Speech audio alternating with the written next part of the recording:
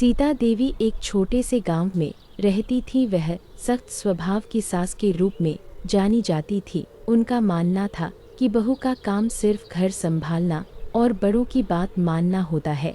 जब उनके बेटे मोहन की शादी राधा से हुई तो सीता देवी को लगा कि अब घर पहले जैसा नहीं रहेगा।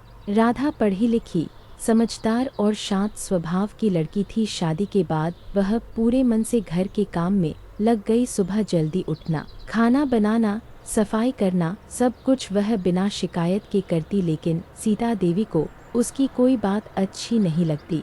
हमारे ज़माने में बहुएं ऐसे नहीं करती थी, वे अक्सर ताना मारती। राधा बुरा तो मानती पर जवाब नहीं देती। वह सोचती थी कि समय के साथ सास का दिल ज़रूर बदलेगा। मोहन भी बीच में कुछ नहीं कह पाता क्योंकि वह अपनी माँ को दुखी नहीं करना चाहता था।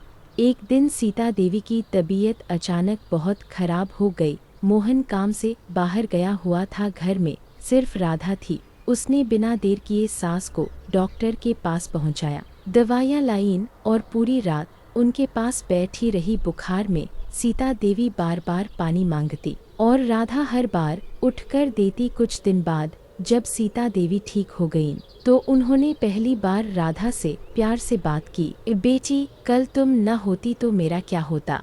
राधा की आंखें भर आईं। उसने धीरे से कहा, आप मेरी माँ जैसी है। उस दिन के बाद घर का माहौल बदल गया। सीता देवी अब राधा को काम में मदद करने लगी, उसे अपनी बातें सिखाने लगीं। गांव की औरतें हैरान थीं कि जो सास कभी सख्त थी वह अब अपनी बहू की तारीफ करती नहीं थकती।